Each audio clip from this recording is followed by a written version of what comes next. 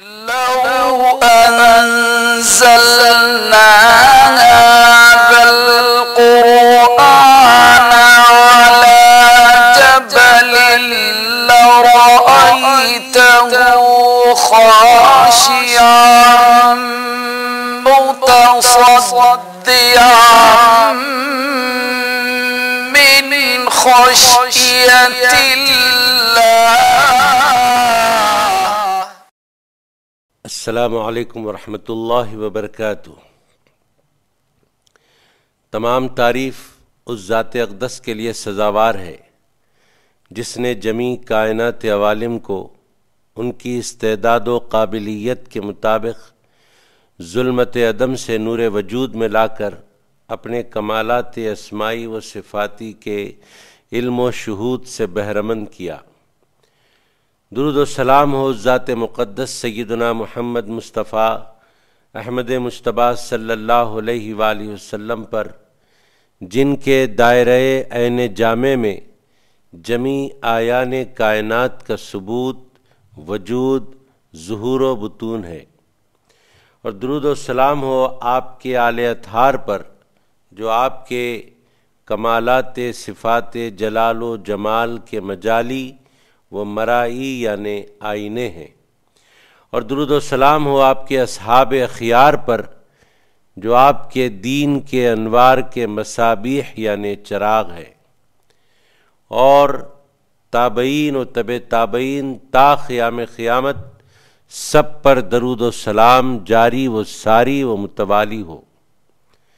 بعد حمد و صلات کے ناظرین، اللہ تبارک و تعالیٰ کا فضل و کرم ہے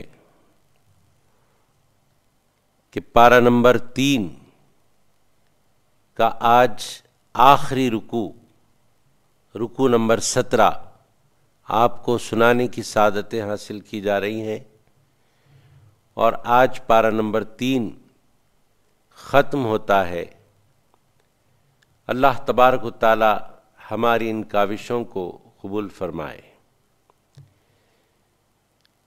نشاء اسلامک کے ذریعے آپ تک تفسیر القرآن الکریم الموسوم تفسیر طاہری پہنچائی جا رہی ہے، جس کا مقصد سچے عقیدوں کو عام کرنا، عقائد کے اعتبار سے جو بدعنوانیاں اور عقائد کے اعتبار سے جو غلط فہمیاں لوگوں کے ذہنوں میں آج کے دور میں اٹھ رہی ہیں، ان کا خاتمہ ہو، اور تمام کے تمام کلمہ گو اپنا عقیدہ درست کر لیں اور اللہ تبارک و تعالیٰ کے نزدیک سچے اور مقبول بندے بنے، اور ساتھ ہی ساتھ عملی اعتبار سے بھی ہمارا سراپا سنتوں کے مطابق ڈھل جائے، نبی پاک صلی اللہ علیہ وآلہ وسلم کے ارشادات کے مطابق ہماری زندگی ہو، ہماری گفتگو، ہمارا چلنا پھرنا، ہمارا کھانا پینا، ہماری چال ڈھال، بہرحال عقائد کے اعتبار سے بھی ہماری رہنمائی ہو، اور عمل کے اعتبار سے بھی ہم ایک سچے مسلمان بنیں۔ یہ اس پروگرام کا مقصد ہے، اور آپ تک یہی پیغام آج تک پہنچایا گیا ہے۔ انشاءاللہ تعالی آئندہ بھی اسی کے پیش نظر اچھی باتیں آپ تک پہنچائی جائیں گی۔ پارہ نمبر 3 رکوع نمبر 17 کی تلاوت ہوگی، اور اس کا ترجمہ اور اس کی تفسیر ہم سننے سنانے کی سعادتیں حاصل کرتے ہوئے دارین کا وہ عظیم اللہ تبارک و تعالیٰ کا انعام پائیں گے جو ہم گمان بھی نہیں کر سکتے۔ خالق کائنات ہمارے گمان سے بڑھ کر عنایتیں فرمانے والا ہے۔ شرط اس بات کی ہے کہ ہم اس کی طرف متوجہ ہوں۔ بندہ جب اللہ کی طرف ایک بالشت کے برابر متوجہ ہوتا ہے، اللہ تبارک و تعالیٰ اس بندے کی طرف ایک ہاتھ کے برابر آگے بڑھتا ہے۔ بندہ جب پیدل رفتار کے برابر اللہ کی طرف متوجہ ہوتا ہے تو اللہ تبارک و تعالیٰ دوڑ کی رفتار سے بندے کی طرف متوجہ ہو جاتا ہے۔ اللہ کا بندے کی طرف توجہ کرنا یقیناً ایک بندے کی معراج ہے۔ اللہ تبارک و تعالیٰ ہم سب کو اس معراج سے سرفراز فرمائے۔ اعوذ باللہ من الشیطان الرجیم، بسم اللہ الرحمن الرحیم۔ وَإِذْ أَخَذَ اللَّهُ مِيثَاقَ النَّبِيِّينَ لَمَا آتَيْتُكُم من كتاب وحكمة ثم جاءكم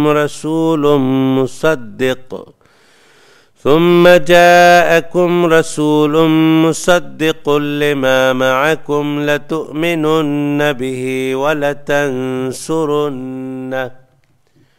قال أأقررتم وأخذتم على ذلكم إصري قالوا وأقررنا قال فاشهدوا وأنا معكم من الشاهدين۔ اور اے محبوب صلی اللہ علیہ وآلہ وسلم، وہ وقت یاد کریں جب اللہ نے انبیاء سے پختہ عہد لیا کہ جب میں تمہیں کتاب اور حکمت عطا کر دوں پھر تمہارے پاس وہ سب پر عظمت والا رسول صلی اللہ علیہ وآلہ وسلم تشریف لائے جو ان کتابوں کی تصدیق فرمانے والا ہو جو تمہارے ساتھ ہوں گی، تو ضرور بالضرور ان پر ایمان لاؤ گے اور ضرور بالضرور ان کی مدد کرو گے۔ فرمایا کیا تم نے اقرار کیا اور اس شرط پر میرا بھاری عہد مضبوطی سے تھام لیا؟ سب نے عرض کیا ہم نے اقرار کیا۔ فرمایا کہ تم گواہ ہو جاؤ اور میں بھی تمہارے ساتھ گواہوں میں ہوں۔ ناظرین اکرام، پارہ نمبر 3 کے رکوع نمبر 17 کی یہ پہلی آیت آپ کے سامنے سنائی گئی، جس میں اللہ تبارک و تعالیٰ نے عہد میثاق کا ذکر کیا ہے۔ وَإِذْ أَخَذَ اللَّهُ مِيثَاقَ النَّبِيِّينَ، اس عہد کا ذکر کیا ہے جس میں رسالت کے بارے میں عہد لیا گیا، اور خاص طور پر سرور کائنات صلی اللہ علیہ وآلہ وسلم پر ایمان لانے اور ان کی مدد کرنے کے بارے میں عہد لیا گیا۔ مفسرین کرام نے ارشاد فرمایا اللہ نے انبیاء سے عہد لیا کہ ایک نبی کے دور نبوت میں، یہ بات پہلے آپ سن لیں، اس کے بعد خصوصیت کے ساتھ آقائے دو جہاں صلی اللہ علیہ وآلہ وسلم کے بارے میں بات ہوگی۔ پہلے ایک عام بات ہوتی ہے، اس کو آپ سماعت فرما لیں۔ اللہ نے انبیاء سے عہد لیا کہ ایک نبی کے دور نبوت میں دوسرا نبی آئے تو پہلا نبی دوسرے نبی پر ایمان لائے اور اس نبی کی مدد کرے۔ یہ ہر نبی کے بارے میں یہ عہد لیا گیا ہے، یہ قول ہے کہ ایک نبی کی نبوت، ان کی رسالت اور ان کی شریعت چلتی ہو، ایسے وقت میں کوئی دوسرا نبی آ جائے تو پہلے والا نبی بعد آنے والے نبی کی تصدیق کرے گا، ان پر ایمان لائے گا اور ان کی مدد کرے گا۔ اور دوسرے والا نبی پہلے والے نبی کی تصدیق کریں گے اور ان کی کتاب کی تصدیق کریں گے، ان کی نبوت کی تصدیق کریں گے، ان کی رسالت کی تصدیق کریں گے، یہ ایک قول ہے۔ لیکن حضرت سیدنا علی مرتضیٰ رضی اللہ تعالیٰ عنہ نے ارشاد فرمایا اس بارے میں کہ اللہ تبارک و تعالیٰ نے تمام انبیاء کرام سے خاتم النبیین صلی اللہ علیہ وآلہ وسلم کے بارے میں عہد لیا، محبوب پاک علیہ السلام کے بارے میں عہد لیا کہ کسی کا دور بھی چلتا ہو، اس دور میں محبوب پاک علیہ السلام تشریف لے آئیں تو وقت کے نبی کو چاہیے کہ سرکار دو عالم صلی اللہ علیہ وآلہ وسلم پر ایمان لے آئے اور ان کی مدد کرے۔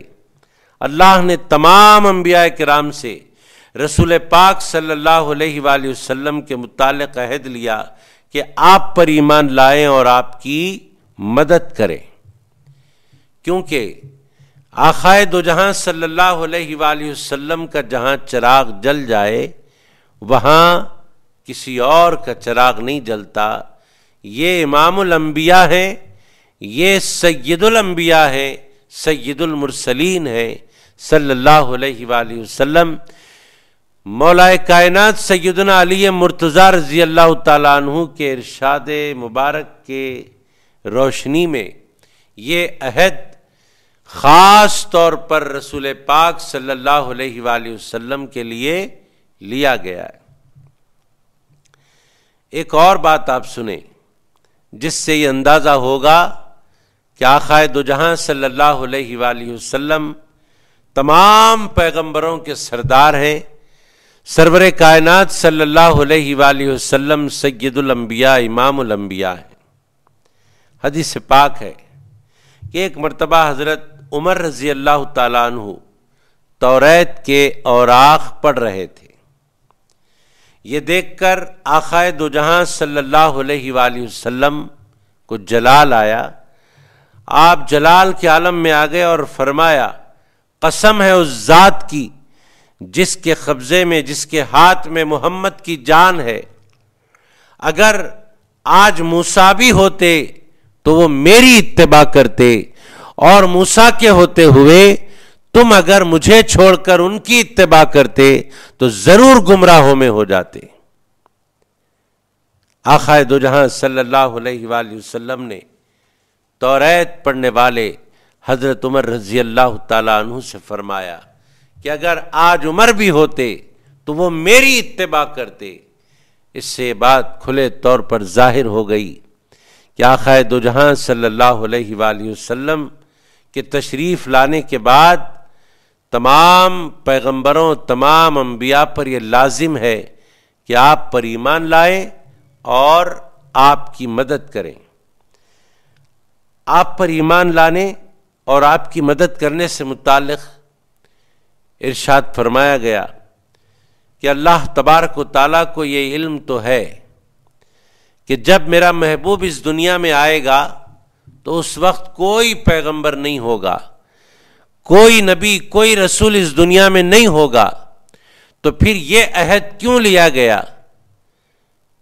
کہ اللہ تبارک و تعالیٰ نے یہ عہد کیوں لیا کہ ان کی مدد کرنا، ان پر ایمان لانا، مدد کرنے کے لیے موجود رہنا ضروری ہے۔ یہ عام عقل کہتی ہے مدد کرنے کے لیے مددگار کا موجود رہنا ضروری ہے، اور جب اللہ کو معلوم ہے کہ جب میرا محبوب اس دنیا میں آئے گا تو آدم سے لے کر عیسیٰ تک کوئی پیغمبر اس دنیا میں نہیں رہیں گے، تو پھر محبوب پاک علیہ السلام کی مدد کے بارے میں عہد کیوں لیا گیا؟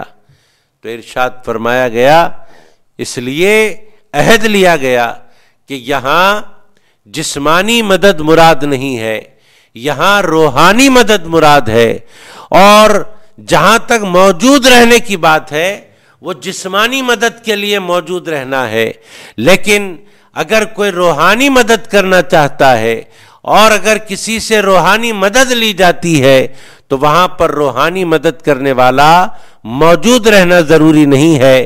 روحانی مددگار کہیں پر بھی رہے وہ کہیں پر بھی رہ کر روحانی مدد کر سکتا ہے. اللہ تبارک و تعالیٰ کو پتا تھا کہ محبوب پاک علیہ السلام جب دنیا میں تشریف لائیں گے اس وقت دنیا میں کوئی پیغمبر نہیں ہوگا. پھر اس کے باوجود مدد کرنے کا عہد اس لیے لیا گیا ہے کہ یہ پیغمبروں کی جماعت جہاں بھی رہے گی وہاں سے روحانی طور پر مدد کرے گی. اس آیت مبارکہ سے انبیاء اور اولیاء کی روحانی مدد کا ثبوت ملتا ہے. محترم ناظرین کرام، آئیے اس کے بعد والی آیت پڑھتے ہیں. بسم اللہ الرحمن الرحیم. فمن تولى بعد ذلك فأولئك هم الفاسقون. اب پوری نسل آدم کے لیے تنبیہن فرمایا. پھر جس نے اس اقرار کے بعد روگردانی کی پس وہی لوگ نافرمان ہوں گے. عہد کے بعد، اس اقرار کے بعد اگر کوئی پھر جاتا ہے، اگر کوئی روگردانی کرتا ہے، پس وہی لوگ نافرمان ہوں گے کیونکہ وہ عہد کو توڑنے والے ہوں گے. اللہ تبارک و تعالیٰ نے ہمارے نبی صلی اللہ علیہ وآلہ وسلم سے متعلق، آپ پر ایمان لانے کے متعلق، آپ کی مدد کرنے کے متعلق انبیاء کرام سے عہد لیا ضرور، لیکن انبیاء کرام کے واسطے سے تمام انبیاء کی امتوں سے بھی یہ عہد لے لیا گیا ہے. جب ایک نبی سے عہد لیا گیا تو ظاہر ہے کہ اس کی امت سے بھی عہد بواسطہ نبی لے لیا گیا ہے. اب اگر یہ عہد کرنے کے بعد انبیاء نے عہد کیا، انبیاء تو عہد توڑنے والے نہیں ہیں، لیکن انبیاء کی جو امتیں ہیں وہ انبیاء کے واسطے سے عہد کرنے والوں میں شامل ہو گئیں. اب اگر نبی پاک علیہ السلام کی تشریف آوری کے بعد وہ پیغمبروں کی امتیں پھر جاتی ہیں اپنے عہد سے، وہ امتیں اگر روگردانی کرتی ہیں تو پھر اللہ تبارک و تعالیٰ فرماتا ہے فَأُولَئِكَ هُمُ الْفَاسِقُونَ. پس وہی لوگ نافرمان ہوں گے جو روگردانی کریں گے. فَمَن تَوَلَّى بَعْدَ ذَلِكَ فَأُولَئِكَ هُمُ الْفَاسِقُونَ. فرمایا گیا کہ یہ اہل کتاب یعنی یہود و نصارہ کے بارے میں تنبیہن نازل ہوئی ہے یہ آیت مبارکہ. یہود و نصارہ کی تنبیہ کے لیے یہ آیت نازل ہوئی کہ رسول پاک صلی اللہ علیہ وآلہ وسلم کی تشریف آوری کے بعد اپنے اپنے مذہب پر قائم رہے. یہود اپنے مذہب پر قائم رہے، نصارہ اپنے مذہب پر قائم رہے. ہونا یہ چاہیے تھا کہ حضرت موسیٰ علیہ السلام کے ماننے والے، حضرت عیسیٰ علیہ السلام کے ماننے والے، یہ سب رسول کریم صلی اللہ علیہ وآلہ وسلم کی تشریف آوری کے بعد آپ پر ایمان لاتے، آپ کی مدد کرتے. لیکن سرور کائنات صلی اللہ علیہ وآلہ وسلم کی تشریف آوری کے بعد آپ پر ایمان لانے کی بجائے، آپ کی مدد کرنے کی بجائے وہ اپنی یہودیت اور نصرانیت پر قائم رہے. یہ ان کے لیے تنبیہن نازل ہوئی فمن تولا بعد ذالک فاولئک هم الفاسقون. یہ اہل کتاب یہود و نصارہ کو تنبیہ ہے کہ بعثت نبی علیہ السلام کے بعد اپنے مذہب پر قائم رہے، اس عہد کے خلاف کیا جو بواسطہ انبیاء کرام ساری امتوں سے عہد لیا گیا تھا.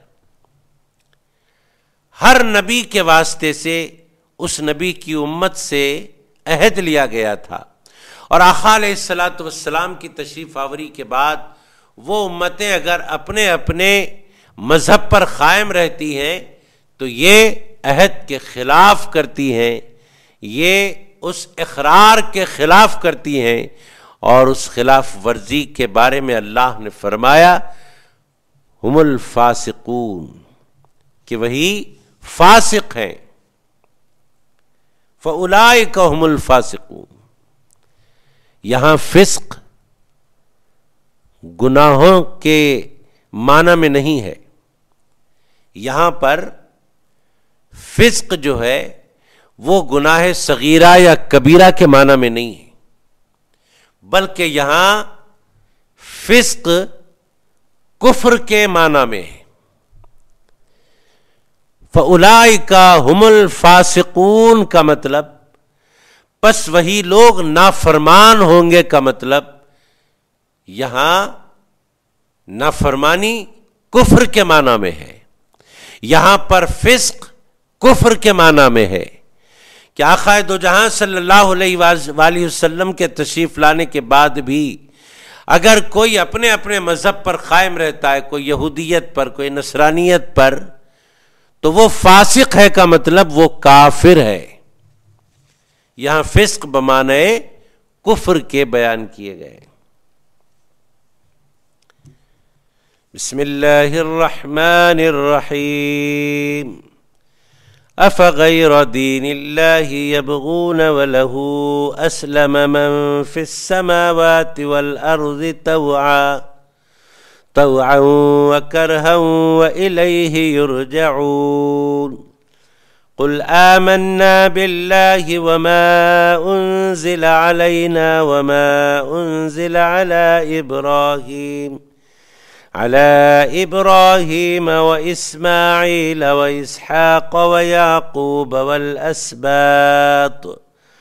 والأسباط وما أوتي موسى وعيسى والنبيون من ربهم لا نفرق بين أحد منهم ونحن له مسلمون ومن يبتغ غير الإسلام دينا فلن يقبل منه وَهُوَ فِي الْآخِرَةِ مِنَ الْخَاسِرِينَ۔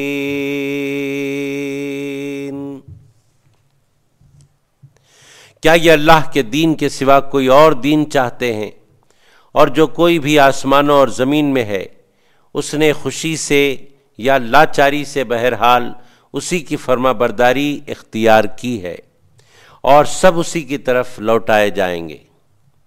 آپ فرمائیں ہم اللہ پر ایمان لائے ہیں اور جو کچھ ہم پر اتارا گیا ہے، اور جو کچھ ابراہیم اور اسماعیل اور اسحاق اور یعقوب اور ان کی اولاد پر اتارا گیا ہے، اور جو کچھ موسیٰ اور عیسیٰ اور جملہ انبیاء کو ان کے رب کی طرف سے عطا کیا گیا ہے، سب پر ایمان لائے ہیں۔ ہم ان میں سے کسی پر بھی ایمان میں فرق نہیں کرتے، اور ہم اسی کے تابع فرمان ہیں۔ اور جو کوئی اسلام کے سوا کسی اور دین کو چاہے گا تو وہ اس سے ہرگز قبول نہیں کیا جائے گا، اور وہ آخرت میں نقصان اٹھانے والوں میں سے ہوگا۔ افغیر دین اللہ یبغون وله اسلم، کیا یہ اللہ کے دین کے سوا کوئی اور دین چاہتے ہیں؟ اسلم من فی السماوات والارض، اور جو کوئی بھی آسمانوں اور زمین میں ہے اس نے خوشی سے یا لاچاری سے بہرحال اسی کی فرما برداری اختیار کی ہے۔ طوعا وکرہا، کسی بھی اعتبار سے ہر ایک اللہ کی فرما برداری اختیار کیے ہوئے۔ ہونا یہ چاہیے کہ فرما برداری لاچاری سے اختیار نہ کی جائے بلکہ خوشی سے اختیار کی جائے۔ اللہ تبارک و تعالیٰ کی طرف ہر آن بندہ متوجہ رہے اور اس کے احکامات کو بسر و چشم قبول کرے، اور طوعا و کرہا جو فرمایا گیا کہ خوشی اور لاچاری، یہ دو اعتبارات سے دنیا میں رہنے والے اللہ کی فرما برداری کو قبول کیے ہوئے ہیں۔ ہونا کیا چاہیے؟ لاچاری یا مجبوری سے اللہ کی فرما برداری نہ کریں، بلکہ خوشی کے ساتھ اللہ کی فرما برداری کریں۔ اولیاء کرام نے، صحابہ کرام نے، اہل بیت کرام نے اللہ کی فرما برداری خوشی سے اختیار کر کے وہ نقوش چھوڑے ہیں، ایسے نمونے چھوڑے ہیں اس دنیا میں کہ جن نمونوں کو دیکھ کر تا قیام قیامت بندگان خدا اللہ کو راضی کرنے والے ہو جائیں گے۔ ایک ایک اللہ والے کی سیرت اٹھا کر دیکھیں، ایک ایک اللہ والے کے سوانے اٹھا کر دیکھیں، ایک ایک اللہ والے کے احوال پڑھ کر دیکھیں، یقیناً ان کے احوال کے پڑھنے سے، ان کے حالات کو پڑھنے سے ایک کیف سا طاری ہو جاتا ہے۔ اور کیوں نہ ہو، اللہ کے نبی صلی اللہ علیہ وآلہ وسلم نے ایسے ہی بزرگوں کے بارے میں ارشاد فرمایا تھا کہ ذکر الاولیاء کفارۃ، کہ اولیاء اللہ کا ذکر کرنا گناہوں کا کفارہ ہو جاتا ہے، گناہوں کو مٹا دیتا ہے۔ اللہ کے ولیوں کو یاد کرنا، واقعی اللہ کا ولی وہ ہوتا ہے جو ہر آن اللہ کی خشیت اپنے دل میں رکھا ہوا ہوتا ہے، ہر آن اللہ کی محبت سے اس کا دل لبریز رہتا ہے، وہ خوف اور امید کے درمیان رہتا ہے، اس کا ایمان کامل رہتا ہے۔ یہ اللہ کے ولی کی پہچان ہے۔ آئیے ایک اللہ کے ولی کے بارے میں ہم بات کریں گے، حضرت ابراہیم ابن ادھم رحمۃ اللہ علیہ کے بارے میں۔ دیکھیے ان کے احوال کا عالم کیا ہے، ان کی للہیت کا عالم کیا ہے، ان کے فکر آخرت کا عالم کیا ہے، ان کا خشیت الہی کا عالم کیا ہے۔ آپ غور فرمائیں، حضرت ابراہیم بن ادھم رحمۃ اللہ علیہ نے ارشاد فرمایا کہ میں 4 ایسے کاموں میں، 4 ایسے امور میں مشغول ہو چکا ہوں کہ اب کسی اور طرف دیکھنے کا مجھے وقت ہی نہیں ملتا۔ حضرت ابراہیم بن ادھم رحمۃ اللہ علیہ فرماتے ہیں 4 ایسے امور میں میں مشغول ہو چکا ہوں کہ اب مجھے کسی اور طرف دیکھنے کو وقت ہی نہیں ملتا، موقع ہی نہیں ملتا۔ وہ 4 کون سے امور ہیں؟ ان 4 امور کو دیکھیں تو پتہ چل جائے گا کہ اللہ والے کیسے ہوتے ہیں، اللہ تبارک و تعالیٰ کے وہ خاص بندے کیسے ہوتے ہیں جو دین کی راہ پر جمے رہتے ہیں، راہ دین پر ایسے استقامت والے ہوتے ہیں کہ کوئی انہیں اس استقامت سے ہٹا نہیں سکتا، اس ثبات قدمی سے ان کو ہرگز کوئی ہٹا نہیں سکتا، متزلزل کر نہیں سکتا، اس لیے کہ وہ اللہ کے دین پر ایسے جم جاتے ہیں۔ افغیر دین اللہ یبغون لہ، کیا یہ اللہ کے دین کے سوا کوئی اور دین چاہتے ہیں؟ کون؟ جو نافرمان ہیں، کون؟ جو حدوں سے تجاوز کرنے والے ہیں۔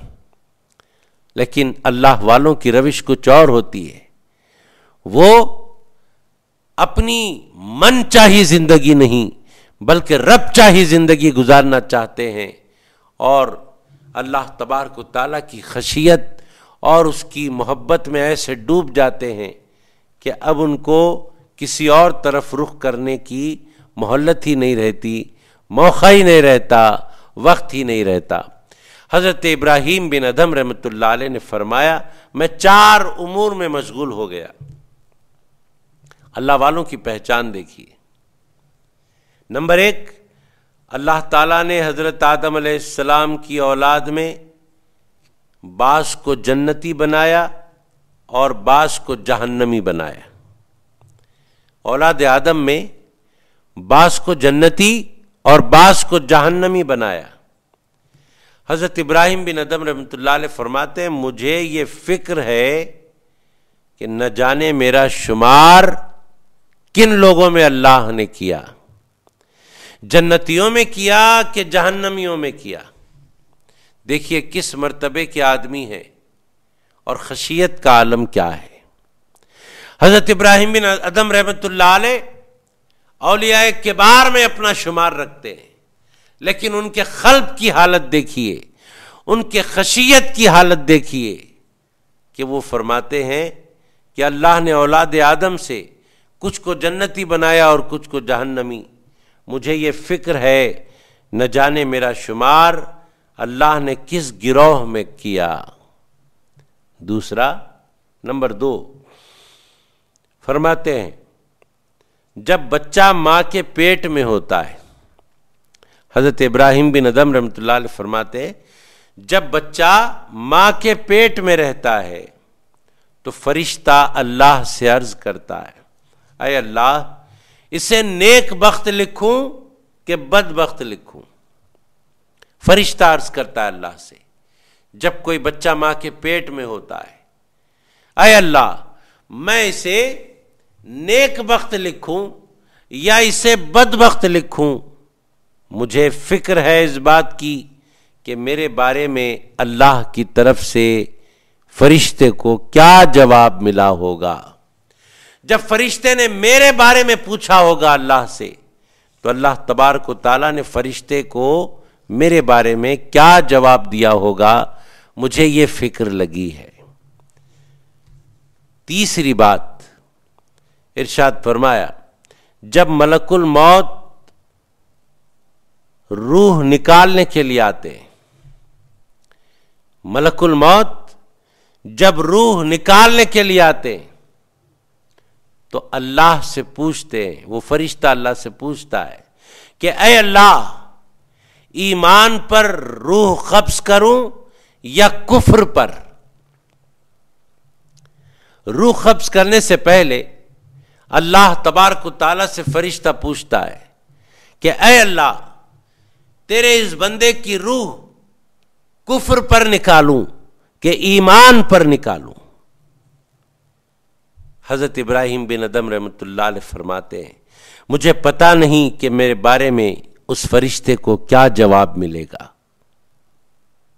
خوف کا عالم دیکھیے، خشیت کا عالم دیکھیے، کتنے بڑے مرتبے پر رہ کر اتنا خدا کا خوف اپنے دل میں بسائے ہوئے، اتنا خشیت الہی کا پیکر بنے ہوئے، یہ اللہ والوں کی پہچان ہے کہ وہ بڑے رتبوں پر بھی رہتے ہیں تو ان کا دل خوف و خشیت سے بھرا رہتا ہے، ان کا دل امیدوں سے بھرا رہتا ہے، خوف و امید کے درمیان وہ چلا کرتے ہیں۔ نمبر 4 فرماتے ہیں قیامت میں اللہ تبارک و تعالیٰ اعلان فرمائے گا وَامْتَازُوا الْيَوْمَ أَيُّهَا الْمُجْرِمُونَ، کہ آج مجرم لوگ فرما برداروں سے الگ ہو جائیں۔ وَامْتَازُوا الْيَوْمَ أَيُّهَا الْمُجْرِمُونَ، اللہ کا اعلان ہوگا قیامت کے میدان میں کہ آج کے دن مجرم لوگ الگ ہو جائیں۔ فرماتے ہیں مجھے فکر لگی ہے اس بات کی کہ میرا شمار مجرموں میں ہوگا اس دن یا پھر نیکوکاروں میں ہوگا۔ یہ 4 باتیں میری فکر والی باتیں، یہ دراصل اللہ والوں کی پہچان ہے۔ اگر ہم اللہ والوں سے سچی محبت رکھتے ہیں، اگر ہم چاہتے ہیں کہ ہمارا شمار اللہ سے ڈرنے والوں میں ہو، اللہ سے امید رکھنے والوں میں ہو، تو ہمارے اندر یہ 4 باتیں پائی جانی چاہیے جو حضرت ابراہیم بن ادھم رحمۃ اللہ علیہ نے فرمایا۔ اور رہی بات، ہم دنیا میں رہ کر ہی اس بات کا اندازہ لگا لیں کہ آخرت میں ہمارا شمار کدھر ہونے والا ہے۔ ایک طریقہ ہے اپنے آپ کو جاننے کا، اپنے آپ کو پہچاننے کا، اپنی آخرت کے بارے میں معلوم کرنے کا ایک طریقہ ہے، اور وہ طریقہ حدیث پاک میں حضور اکرم صلی اللہ علیہ وآلہ وسلم نے ارشاد فرمایا جس شخص کی جیسی تقدیر ہوتی ہے، اگر تقدیر میں لکھا ہے جنتی، اگر تقدیر میں لکھا ہے جہنمی، آقا علیہ الصلوۃ والسلام فرماتے ہیں جس شخص کی جیسی تقدیر ہوتی ہے اسے انہی اعمال کی توفیق میسر ہوتی ہے. یعنی بندہ اعمال سے پہچانا جاتا ہے، بندہ اپنے رجحان سے پہچانا جاتا ہے.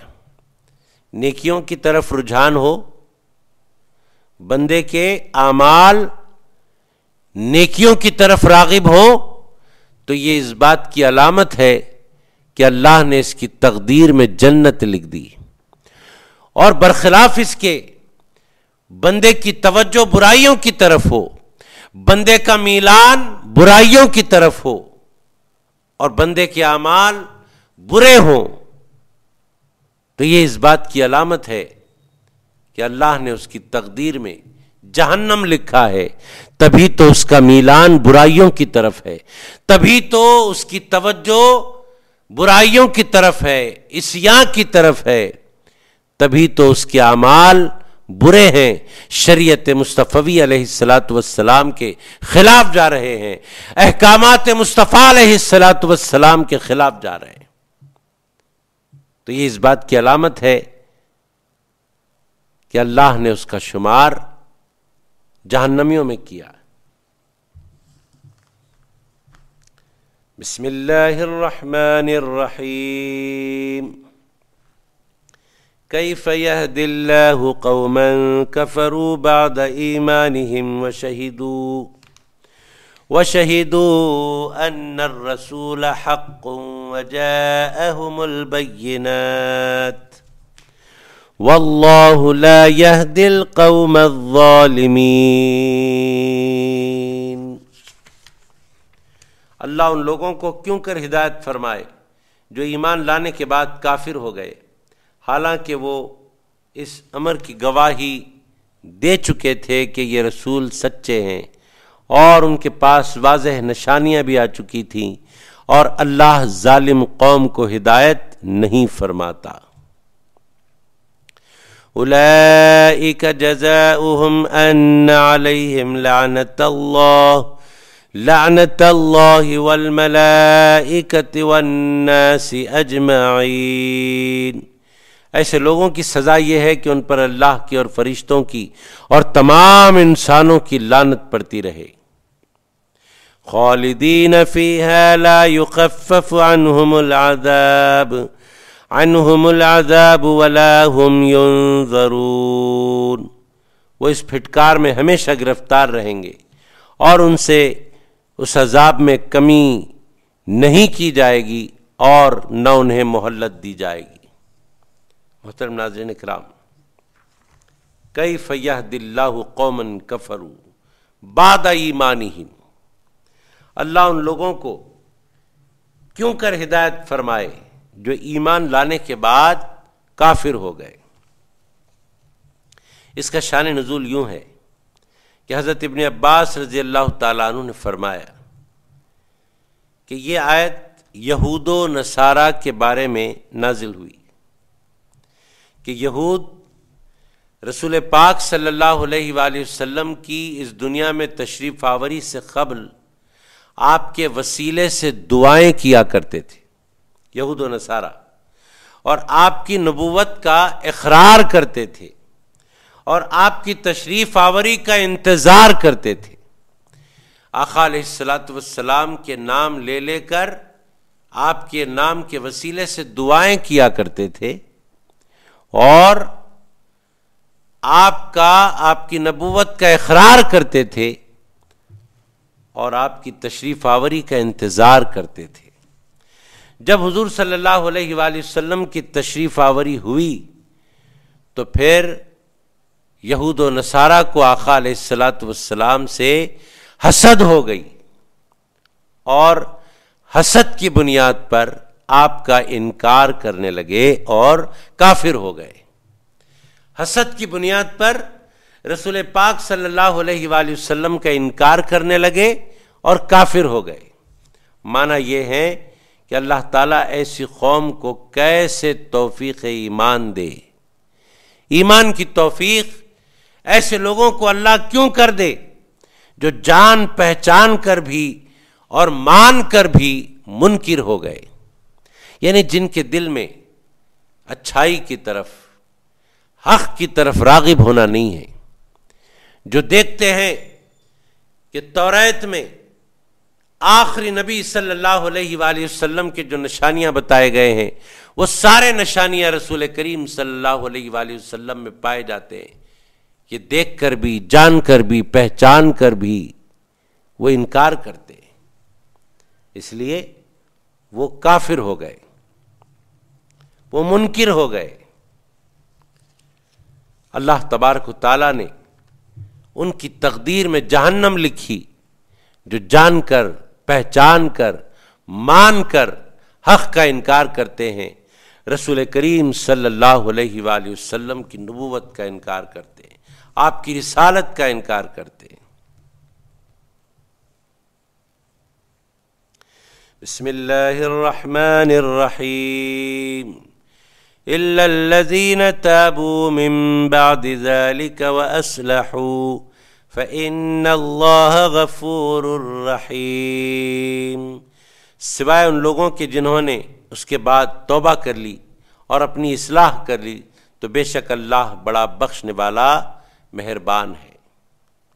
ناظرین کرام، ان لوگوں کا ذکر آیا جو جان کر بھی انکار کر بیٹھے حسد کی بنیاد پر، جو پہچان کر بھی انکار کر بیٹھے حسد کی بنیاد پر، جو مان کر بھی انکار کر بیٹھے حسد کی بنیاد پر، ان لوگوں کا ذکر ہوا۔ اب اس آیت میں ان لوگوں کا ذکر ہو رہا ہے کہ جو اس بری حرکت سے توبہ کر لیتے ہیں، باز آ جاتے ہیں، اپنی شرارت سے، اپنی روگردانی سے باز آ جاتے ہیں اور حق کی بات کے آگے سر تسلیم خم کر دیتے ہیں۔ انہی لوگوں کا ذکر کرتے ہوئے اللہ تبارک و تعالیٰ نے ارشاد فرمایا الا الذین تابوا من بعد ذلک واصلحوا فإن اللہ غفور رحیم، سوائے ان لوگوں کے جنہوں نے اس کے بعد توبہ کر لی اور اپنی اصلاح کر لی تو بے شک اللہ بخشنے والا اور مہربان ہے۔ اس کا شان نزول یوں ہے کہ حارث بن سوید انصاری، حارث بن سوید انصاری یہ کفار سے جا ملے، کفار سے جا ملے ایمان لانے کے بعد۔ ایمان لانے کے بعد ایک وقت ایسا آیا کہ جا کر کفار سے جا ملے، اور کفار سے ملنے کے بعد پھر ایک وقت ایسا آیا کہ انہیں ندامت ہوئی کہ ہائے میں نے دامن رسالت کو چھوڑ دیا، ہائے میں نے وہ نورانی ماحول چھوڑ دیا، ہائے میں نے وہ صحبت چھوڑ دی جس صحبت کے آگے ساری صحبتیں ہیچ ہیں، سب سے اعلیٰ و عرفہ صحبت وہ صحبت مصطفیٰ صلی اللہ علیہ وآلہ وسلم، کہ اس صحبت میں ہر بیٹھنے والا اللہ کی قربت سے مالا مال ہو جاتا ہے۔ بڑی ندامت ہوئی حارث بن سوید انصاری کو جو کفار سے جا ملے تھے، ندامت ہوئی تو انہوں نے اپنی قوم کے پاس پیام بھیجا کہ حضور صلی اللہ علیہ وآلہ وسلم سے عرض کریں کہ کیا میری توبہ قبول ہو سکتی ہے، کیونکہ میں ایمان لانے کے بعد پھر سے جا کر کفار سے مل گیا ہوں۔ اپنی قوم سے کہا حارث بن سوید نے کہ جا کر رسول کریم صلی اللہ علیہ وآلہ وسلم سے دریافت کریں کہ کیا میری معافی ہو سکتی ہے، کیا میری توبہ قبول ہو سکتی ہے، یہ جا کر معروضہ رکھیں۔ اس موقع پر ان کے حق میں یہ آیت نازل ہوئی حارث بن سوید کے۔ جب یہ آیت نازل ہوئی تب وہ مدینہ پاک میں تائب ہو کر حاضر ہوئے۔ اس موقع پر نازل ہونے والی یہ آیت الا الذین تابوا من بعد ذلک واصلحوا، ان لوگوں کے سوا کہ جنہوں نے اس کے بعد توبہ کر لی۔ اللہ کو توبہ کرنے والے بندے بڑے پسند آتے ہیں۔ جب بندہ اپنے گناہوں سے توبہ کر لیتا ہے، اللہ تبارک و تعالیٰ اس کو ایسے پاک صاف کر دیتا ہے گناہوں سے کہ جیسے اس نے گناہ کیا ہی نہیں۔ یہ بندے کے حق میں اللہ کا بہت بڑا انعام ہے۔ حارث بن سوید کے حق میں یہ آیت کا نزول ہوا، اور جب یہ آیت نازل ہوئی، حارث بن سوید بارگاہ رسالت صلی اللہ علیہ وآلہ وسلم میں تائب بن کر مدینہ پاک میں حاضر ہو گئے۔ ہونا یہی چاہیے کہ بندہ اگر اس سے گناہ ہو جاتا ہے، کسی بھی اعتبار کا گناہ ہو، کسی بھی درجے کا گناہ ہو، خواہ وہ عقیدے سے متعلق ہو گناہ یا عمل سے متعلق ہو، بندے کی نیکی یہ ہے کہ اسے اپنے گناہ پر ندامت ہو جائے، جیسے حارث بن سوید کو ندامت ہوئی۔ ناظرین کرام، جن بندوں کو ندامت ہوتی ہے، جن بندوں کو اپنے کیے پر، برے کیے پر ملال ہوتا ہے، وہ بندے اللہ کے بڑے پسندیدہ بندے ہوا کرتے ہیں۔ ابھی آپ نے حارث بن سوید کے بابت سنا، یہ تو صحابہ کرام میں شمار ہوتے ہیں، لیکن ایک شخصیت کو میں آج کے اس تذکرے میں لا رہا ہوں، جن کا نام حضرت سری السقطی ہے، جن کی بارگاہ میں ایک بندہ خدا حاضر ہوا تھا۔ اللہ کے اولیاء خود نیکی کی راہ پر چلتے ہیں اور تمام بندگان خدا کو اللہ کی بارگاہ سے جوڑ دیتے ہیں، یہی ان کا مشن ہوا کرتا ہے۔ انہی اولیاء میں سے حضرت سری سقطی رحمت اللہ علیہ ہے، جن کے پاس ایک شخص حاضر ہوا۔ وہ نوجوان تھا اور اپنی پوری جماعت کے ساتھ حاضر ہوا، کیونکہ اس نے حضرت سری سقطی رحمت اللہ علیہ کے ایک قول کو سنا تھا۔ اولیاء اللہ کے اقوال رشد و ہدایت سے بھرپور ہوتے ہیں، ان کی زبان باکرامت سے نکلنے والا ایک ایک کلمہ بندگان خدا کو صراط مستقیم کی طرف گامزن کرتا ہے، صراط مستقیم کی طرف ترغیب دیتا ہے، صراط مستقیم کی طرف دعوت دیتا ہے۔ حضرت سری سقطی رحمت اللہ علیہ نے ایک مرتبہ فرمایا تھا کہ مجھے اس ضعیف پر تعجب ہے جو خوی کی نافرمانی کرتا ہے۔ یہ جملہ حضرت سری سقطی رحمت اللہ علیہ نے فرمایا تھا، مجھے اس ضعیف پر تعجب ہے جو خوی کی نافرمانی کرتا ہے۔ اس نوجوان تک یہ بات پہنچی اور وہ نوجوان اپنے ساتھیوں کے ساتھ حضرت سری سقطی رحمت اللہ علیہ کے پاس پہنچا اور پہنچ کر سوال کرنے لگا، عرض کرنے لگا کہ حضرت خوی کون ہے اور ضعیف کون ہے؟ آپ نے فرمایا نا کہ مجھے تعجب ہے اس ضعیف پر جو خوی کی نافرمانی کرتا ہے۔ میں پوچھنا چاہتا ہوں کہ یہاں قوی سے مراد کیا ہے اور یہاں ضعیف سے مراد کیا ہے؟ حضرت سری سقطی رحمت اللہ علیہ نے جواباً ارشاد فرمایا کہ میرے اس قول میں ضعیف سے مراد اولاد آدم ہے اور قوی سے مراد حق تبارک و تعالی ہے، اللہ تبارک و تعالی کی ذات ہے، کہ اولاد آدم اللہ کی نافرمانی کرتی ہے۔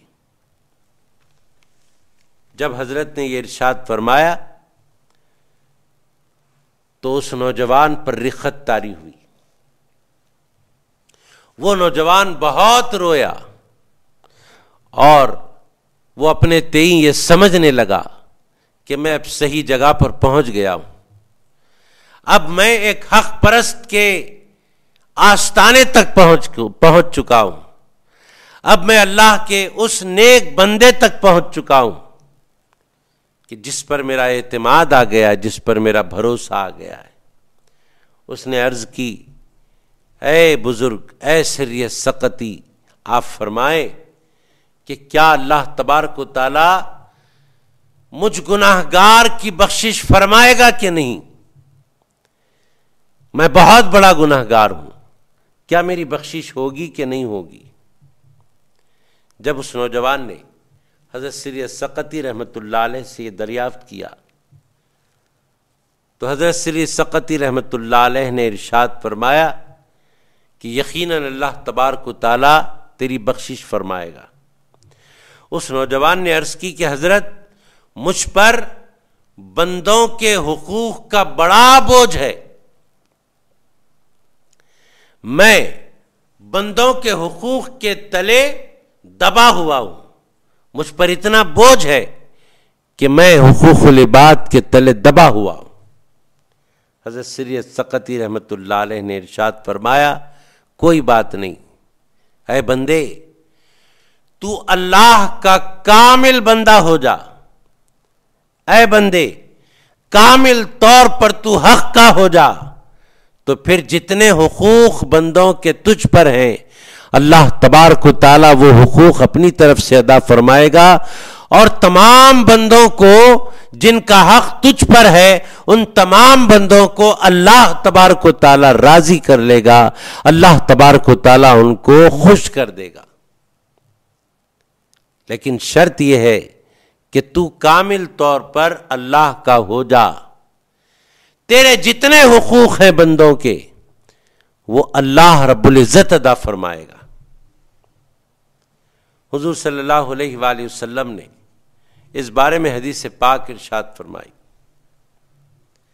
فرمایا آقا علیہ الصلوۃ والسلام نے کہ جب قیامت کا دن قائم ہوگا، قیامت کا دن قائم ہوگا تو ایک اللہ کا نیک بندہ ہوگا، اس بندے سے لوگ اپنا اپنا حق مانگنے آئیں گے۔ بروز حشر اللہ کا ایک نیک بندہ ایسا ہوگا جس سے اہل محشر اپنا اپنا مطالبہ کریں گے، وہ اللہ کا دوست ہوگا جس سے مطالبہ کیا جائے گا۔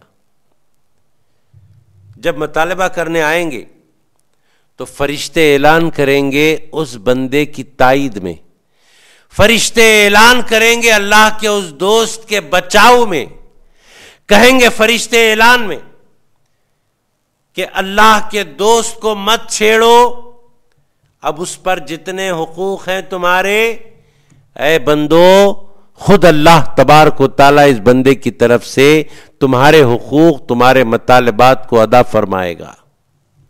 اللہ اکبر! اللہ تبارک و تعالیٰ اپنے دوست کی کیسے لاج رکھتا ہے، ملاحظہ فرمائیں۔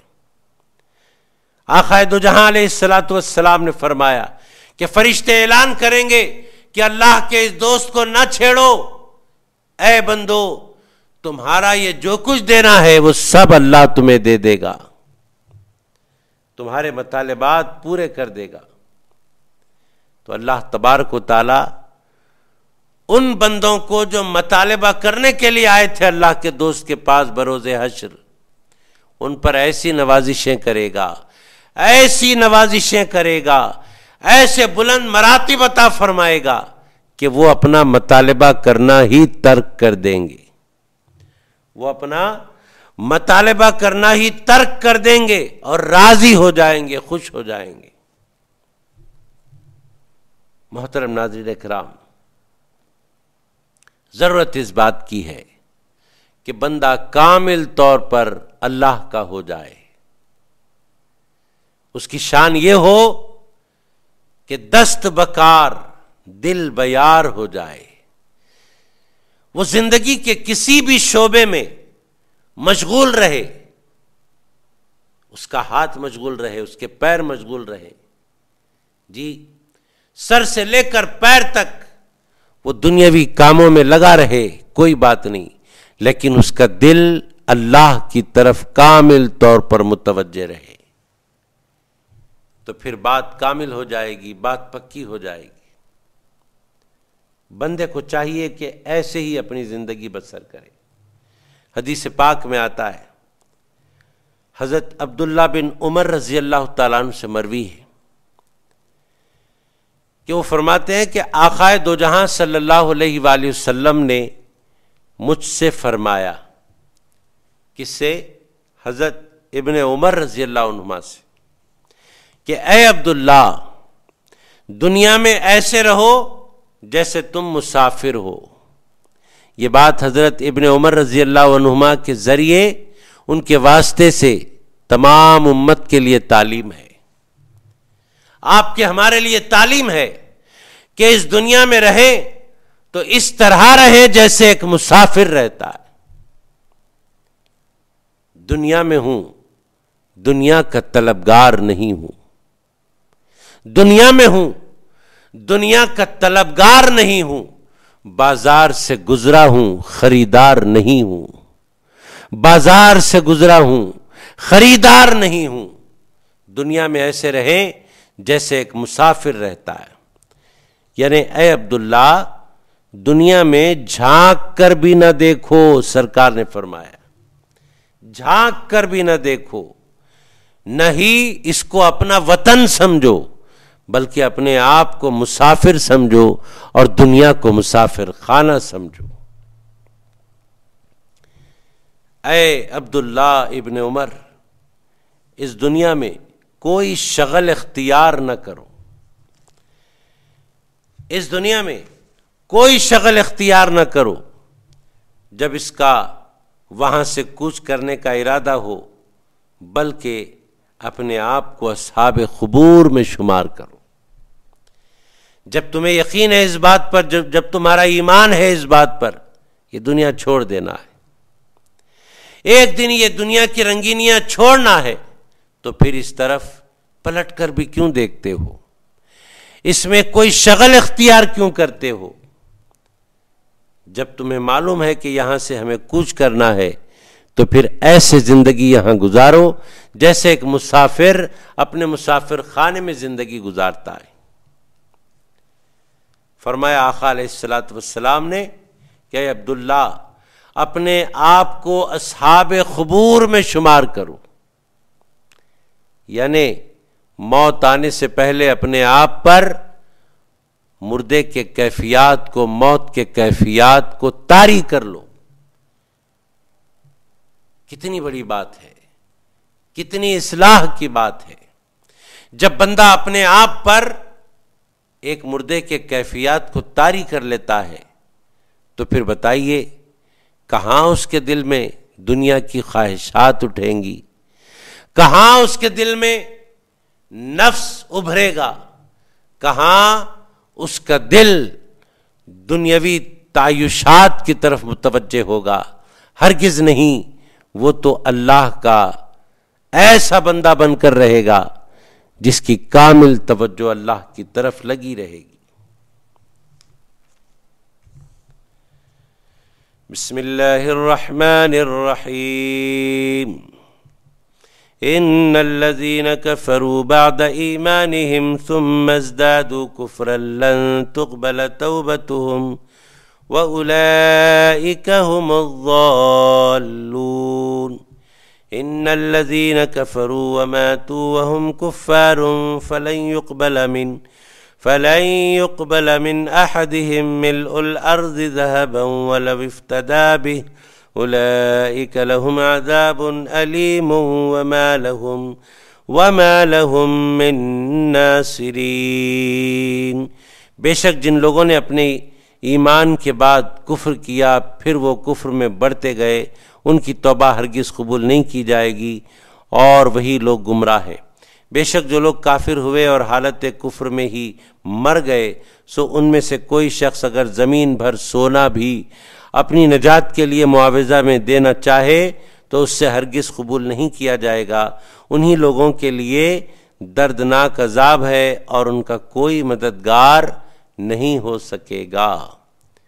پارہ نمبر 3 رکوع نمبر 17 پارہ ختم ہوا۔ آئیے اس کا ترجمہ اور اس کی تفسیر دیکھ کر اختتام کی طرف ہم لوٹتے ہیں۔ ان الذین کفروا بعد ایمانہم ثم ازدادوا کفرا۔ یہ آیت نازل ہوئی، اس کے نزول پر دو قول ہیں۔ پہلا، یہ آیت یہود کے حق میں نازل ہوئی، یعنی یہ آیت یہود کے بارے میں نازل ہوئی جو عیسیٰ علیہ السلام اور انجیل کے ساتھ کفر کیا کرتے تھے اور کفر میں بڑھے، حضور صلی اللہ علیہ وآلہ وسلم اور قرآن سے کفر کیا۔ ایک قول یہ ہے کہ یہ یہود کے بارے میں نازل ہوئی جن کی نافرمانی کیا تھی یہود کی، کہ وہ موسیٰ علیہ السلام کی نبوت کو مانتے تھے، موسیٰ علیہ السلام کے احکام پر عمل کرتے تھے اور ان کی شریعت کے مطابق جینے مرنے کا دم بھرتے تھے، جبکہ حضرت عیسیٰ علیہ السلام کی تشریف آوری ہو گئی۔ جب حضرت عیسیٰ علیہ السلام اس دنیا میں جلوہ گر ہوئے تو یہودیوں کو چاہیے تھا کہ حضرت عیسیٰ پر ایمان لاتے، حضرت عیسیٰ کی مدد کرتے، حضرت عیسیٰ کے احکام کے مطابق اپنی زندگی گزارتے، لیکن انہوں نے حضرت عیسیٰ کے ساتھ کفر کیا۔ کون؟ یہودیوں نے، اور حضرت عیسیٰ پر نازل ہونے والی کتاب، نازل کردہ کتاب انجیل سے کفر کیا۔ اللہ فرماتا ہے ان الذین کفروا بعد ایمانہم ثم ازدادوا کفرا، یہ تو انہوں نے کفر کیا ہی، اب کفر میں اور آگے بڑھے۔ کفر میں آگے بڑھنا کیا ہے؟ حضرت عیسیٰ اور انجیل سے کفر تو کیا ہی، اب کفر میں آگے بڑھنا یہ ہے کہ حضرت عیسیٰ کے بعد حضور اکرم صلی اللہ علیہ وآلہ وسلم اس دنیا میں جلوہ گر ہو گئے، آپ پر اللہ نے قرآن پاک نازل فرمایا، تو یہ یہود حضرت عیسیٰ اور انجیل کے ساتھ کفر تو کرتے ہی رہتے تھے، اب آقا دو جہاں علیہ السلام کے ساتھ بھی کفر شروع کر دیا، قرآن کے ساتھ بھی کفر شروع کر دیا۔ یہ ان کے کفر میں زیادتی کا بیان ہے کہ حضرت عیسیٰ کے ساتھ کفر کیا، اور پھر زیادتی یہ کی کہ خاتم النبیین صلی اللہ علیہ وآلہ وسلم کے ساتھ بھی کفر کرنے لگے۔ ثم ازدادوا کفرا لن تقبل توبتہم، ان کی توبہ ہرگز قبول ہونے والی نہیں۔ اور اس کے شان نزول کے بارے میں دوسرا قول یہ ہے، دوسرا قول کہ یہ آیت صرف یہود کے بارے میں نازل نہیں ہوئی، بلکہ یہ آیت یہود اور نصارہ دونوں کے واسطے نازل ہوئی، ان دونوں کے بارے میں نازل ہوئی، کیونکہ رسول پاک صلی اللہ علیہ وآلہ وسلم کے اس دنیا میں جلوہ گر ہونے سے قبل یہود و نصارہ دونوں بھی سرکار کو مانتے تھے، آپ کے نام کے وسیلے سے دعائیں کرتے تھے، آپ کی آمد کا انتظار کرتے تھے، تو یہ مانا کرتے تھے۔ ان الذین کفروا بعد ایمانہم، ایمان لانے کے بعد پھر کفر کیا کا مطلب یہ ہے کہ سرکار کی تشریف آوری سے پہلے مانتے تھے، لیکن آقا علیہ السلام جب جلوہ گر ہو گئے اس دنیا میں تو آپ کے ساتھ کفر کیا۔ کس نے؟ یہود نے بھی اور نصارہ نے بھی۔ تو دوسرا قول یہ ہے کہ یہ آیت یہود و نصارہ دونوں کے لیے نازل ہوئی۔ اللہ تبارک و تعالیٰ نے فرمایا کہ وہ کافر ہو گئے اور کفر میں شدید ہو گئے، شدت پسند ہو گئے۔ یہود و نصارہ دونوں کے لیے نازل ہوئی۔ اور آگے کی آیت ہے ان الذین کفروا وماتوا وهم کفار فلن يقبل من احدهم ملء الارض ذهبا ولو افتدى به۔ ناظرین کرام، دنیا میں تو یہ کفر کر بیٹھے، لیکن آخرت میں جب دیکھیں گے ان کا نتیجہ کیا ہے تو پھر یہ خواہش کریں گے کہ کاش آج کچھ دے کر عذاب سے جان چھڑائی جا سکے تو بہتر ہے، حالانکہ ایسا نہیں ہو پائے گا، حالانکہ ایسا نہیں ہو پائے گا۔ زمین و آسمان کے برابر بھی اگر وہ سونا دے کر نجات حاصل کرنا چاہیں گے اس دنیا سے گزرنے کے بعد، تو وہ سونا ان کا قبول نہیں کیا جائے گا، ان کو نجات اور ان کی بخشش نہیں ہوگی۔ جو کچھ نجات اور بخشش کا سامان مہیا کرنا ہے، بندے کو چاہیے کہ دنیا میں رہ کر ہی وہ سارے سامان مہیا کرے جو آخرت میں اس کے کام آنے والے ہیں، آخرت میں نجات دلانے والے ہیں، آخرت میں بخشش سے ہمکنار کرنے والے ہیں۔ یہاں آپ کے گوش گزار ایک بات کر دوں کہ کافر 3 قسم کے ہوا کرتے ہیں، کافر 3 قسم کے ہوا کرتے ہیں۔ ایک وہ کافر جو توبہ کے بغیر مر جائے، ان کے لیے آج کے رکوع میں فرمایا گیا وَهُمْ كُفَّارٌ، وہ کافر ہے۔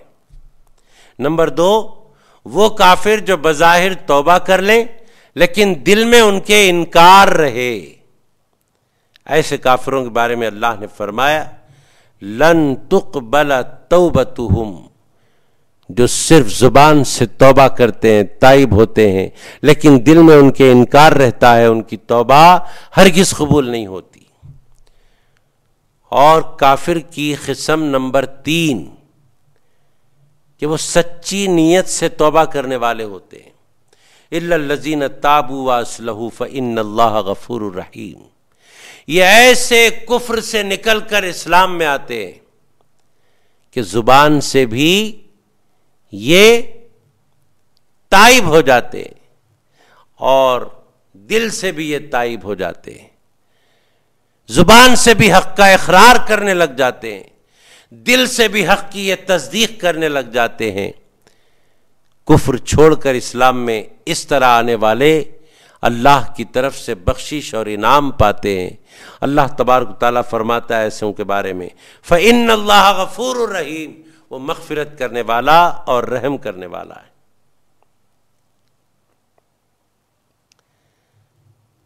حضور اکرم صلی اللہ علیہ وآلہ وسلم نے ارشاد فرمایا، اس ارشاد رسالت مآب صلی اللہ علیہ وآلہ وسلم کو سنیں،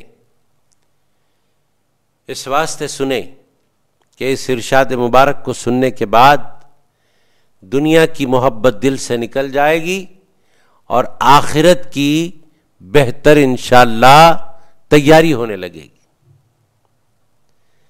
آقا دو جہاں صلی اللہ علیہ وآلہ وسلم نے فرمایا مجھے اپنی امت پر بڑا خوف ہے۔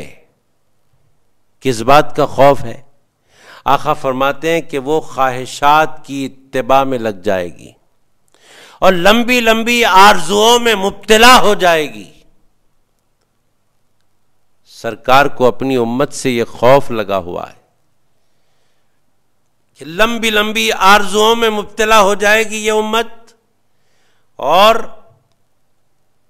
خواہشات نفسانی کی اتباع میں لگ جائے گی۔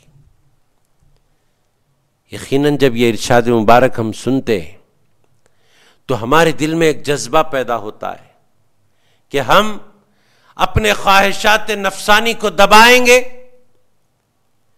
ہم لمبی لمبی آرزوؤں سے پرہیز کریں گے، اور یقین جانیں جس لمحہ ہم اس بات پر عمل شروع کر دیتے ہیں، لمبی آرزوؤں کو چھوڑ دیتے ہیں، خواہشات نفسانی کو دباتے ہیں، تو پھر اللہ تبارک و تعالیٰ کی رحمتیں ہم پر انڈیل دی جاتی ہیں، ہم اس کی رحمتوں سے مالا مال ہو جاتے ہیں۔ اولیاء اللہ کی صحبتیں، اللہ والوں کی سنگتیں یقیناً بندے کو اللہ والا بناتی ہیں۔ ان نصیحتوں کے ساتھ ساتھ، ان ارشادات کے ساتھ ساتھ ہمیں چاہیے اللہ والوں کی صحبت اختیار کریں، ان کی سنگت میں رہیں، ان کی حکمت والی باتیں سنیں۔ یقیناً ایک زمانہ صحبت با اولیاء بہترز 7 سالہ تات بیریا کہ کئی سال کی عبادتوں سے بہتر وہ لمحے ہو جاتے ہیں جو اہل اللہ کی صحبت میں گزار دیے جاتے ہیں۔ حضرت ذوالنون مصری رحمۃ اللہ علیہ نے فرمایا، حکمت والی باتیں آپ تک پہنچا رہا ہوں۔ حضرت ذوالنون مصری رحمۃ اللہ علیہ نے فرمایا کہ فکر کرو، تفکر کرو، کیونکہ تفکر یا فکر یہ عبادتوں کی کنجی ہوا کرتی ہے۔ بندہ جس قدر فکر کرنے لگتا ہے اس قدر عبادت گزار بننے لگتا ہے۔ اور حضرت ذوالنون مصری رحمۃ اللہ علیہ نے فرمایا کہ حق تک پہنچنے کے لیے غلط خواہشات اور نفس کی مخالفت کرنا ہوگا، غلط خواہشات کی مخالفت کرنا ہوگا اور نفس امارہ کی مخالفت کرنا ہوگا۔ جس قدر نفس امارہ کی مخالفت کرو گے حق تک پہنچ جاؤ گے، جس قدر تم غلط خواہشات کی مخالفت کرو گے اس قدر حق کی قربت تم کو ملنے لگ جائے گی۔ دیکھو، تم کو اللہ نے انسان بنایا، اشرف المخلوقات بنایا، تمام مخلوقات پر تمہیں اشرفیت عطا فرمائی، فوقیت عطا فرمائی، جامع مخلوق بنایا اللہ نے تم کو۔ یہ جامعیت کسی اور مخلوق میں نہیں رکھی، تو کیوں نہ ہم اللہ کی طرف متوجہ رہیں، کیوں نہ ہم اس کی عبادت میں اپنی زندگی گزاریں، کیوں نہ ہم فکر آخرت میں اپنے آپ کو مشغول کر لیں۔ دیکھو، ذرا غور سے دیکھو، اللہ کی مخلوقات کس طرح اللہ کے آگے اپنے آپ کو جھکائے ہوئے، کس طرح اپنے آپ کو اللہ کی طرف متوجہ کیے ہوئے ہیں۔ تھوڑا غور و فکر کی نگاہ سے دیکھو، ذرا عمیق نگاہی سے کام لو تو پھر پتہ چل جائے گا کہ ذرہ ذرہ اس کا ثنا خواں ہے، پتا پتا اس کی تسبیح بیان کر رہا ہے، خطرہ خطرہ اس کے گن گا رہا ہے۔ دیکھو ذرا غور و فکر کرتے ہوئے، غور و فکر کرنے والوں نے فرمایا کہ ساری مخلوق اللہ کی عبادت میں لگی ہے، اپنے اپنے اعتبار سے۔ جتنے درخت ہیں یہ سب قیام کی حالت میں ہے اللہ کے آگے، جتنے چوپائے ہیں وہ سب اللہ کے آگے رکوع کی حالت میں ہیں، اور جتنے حشرات الارض ہیں رینگنے والے جانور وہ سب اللہ کے آگے سجدے کی حالت میں پڑے ہوئے، اور جتنے پہاڑ ہیں اونچے اونچے یہ سب قاعدے کی حالت میں اللہ کے حضور بیٹھے ہوئے۔ جب نباتات اللہ کی طرف متوجہ ہے، جمادات اللہ کی طرف متوجہ ہے، حیوانات اللہ کی طرف متوجہ ہیں، تو کیوں نہ ہم انسان ہو کر اللہ کی طرف متوجہ ہو جائیں، اپنے سراپا کو اس کے محبوب کی سنتوں میں ڈھال لیں۔ جب تک جان میں جان ہے، سانسوں کا سلسلہ جاری ہے، ہمیں چاہیے کہ اپنی آخرت کو بہتر بنائیں۔ پارہ نمبر 3 الحمدللہ آج اختتام کو پہنچا۔ اللہ تبارک و تعالیٰ سے دعا ہے کہ پروردگار جو کچھ کہا گیا سنا گیا اس پر ہم سب کو عمل پیرا ہونے کی توفیق عطا فرما۔ وصلی اللہ تعالی علی خیر خلقہ ونور عرشہ سیدنا محمد وعلی آلہ واصحابہ اجمعین۔ سبحان ربک رب العزت عما یصفون وسلام علی المرسلین والحمد للہ رب العالمین۔ لو أنزلنا هذا القرآن على جبل لرأيته خاشعا متصدعا